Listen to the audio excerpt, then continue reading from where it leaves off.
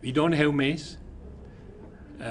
Our association had offered up to 4,200 shilling a bag of maize. In spite of offering that price, we could not get adequate supplies. Now, obviously, you would ask, in January, the price of 2-kilo packet of maize meal was 65 to 70 shillings. Today is 150 shillings. The reason being, we do not have maize. Only about 2 weeks ago, legal notice was published. Everyone was invited to import maize, which at the moment we are aggressively importing to remove the supply constraint in the market. So what we feel, that instead of meeting every 2.5 years and having a crisis meeting, having a quick fix solution, it's time we think long term.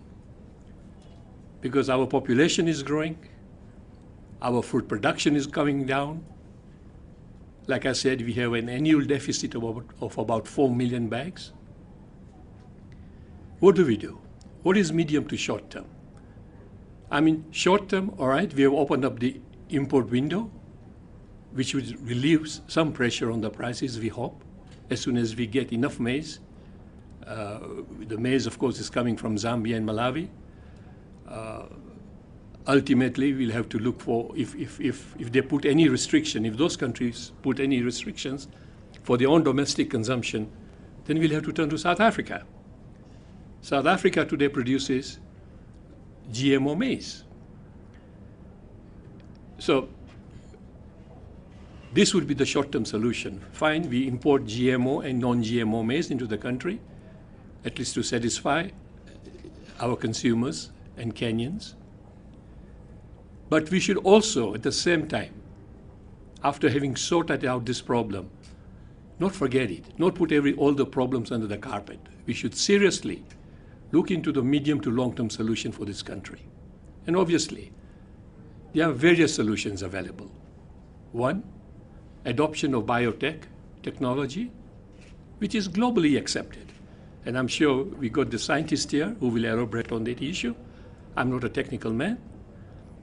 Number two, we need to bring more land into production through irrigation, because we are heavily reliant on rain-fed agriculture. Days are numbered. It's not in our hands, it's the climatic change which is taking place globally. But as far as the GMO maize is concerned, only registered millers will be allowed to import and account for every bag. And we as an association have agreed to keep our own internal control to make sure that the imported GMO bag doesn't get into the hands of the farmer. And this is on top of other regulation by the government.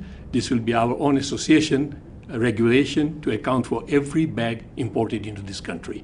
And that record and report will be available to Kenyans to make sure no farmer uses for planting. Thank you. GM crops or GM foods have been commercialized since 1996. My colleague mentioned that. And we have seen a progressive adoption since 1996. And 1996 and today is close to 17 years.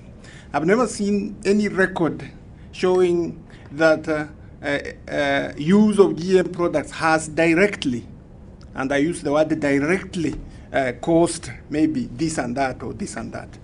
So take it that they are safe, and that is not just saying that they are safe, they are subjected to safety tests before they are passed for human consumption. And before they are passed, it's regulatory agencies, like in Kenya we have the National Biosafety Authority. In South Africa we have the equivalent of that. In the US we have about 3 agencies that have to concur that it's safe before they are passed for human consumption.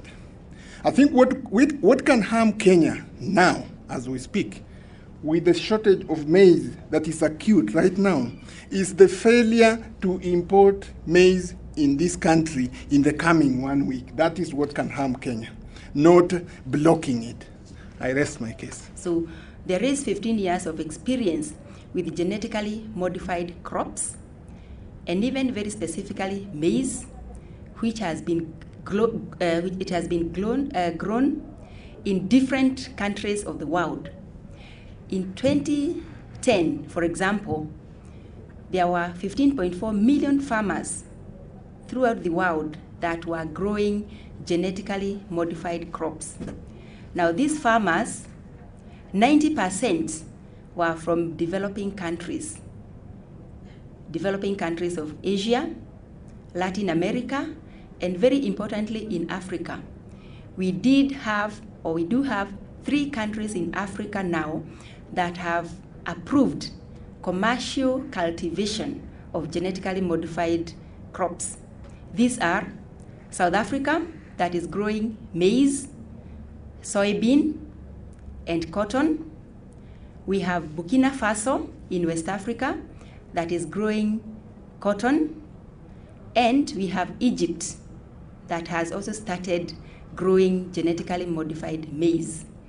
So currently there are 29 countries that have officially declared that they are growing on commercial scale genetically modified crops. 19 of these countries are again from the developing world. When you look at the hectareage, how much is grown, we find that we are currently having about 148 million hectares of land under genetically modified crops. This, ladies and gentlemen, is not small. To put into perspective, you would say it's almost comparable to the whole total land surface area of China or even the whole of USA. Now, if you look at the population that is living in those 29 countries that are commercially growing biotech crops, 4 billion out of the 6 billion or so of the world population live in those countries. Over 4 billion people, meaning that these people have already either interacted with the crops through growing, or they have eaten this the produce from genetic modification, and they have traded with these crops. Now, for us to be able to overcome these problems, we are forced to use a lot of expensive, let me insist on expensive chemicals, fertilizers. We are looking at pesticides. We are looking at all these chemicals that control diseases, which also poison our environment.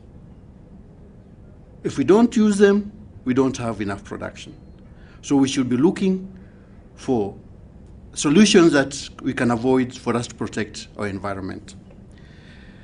Now, one solution to these areas is having new varieties, new plant varieties that are able to overcome some of these problems that we have.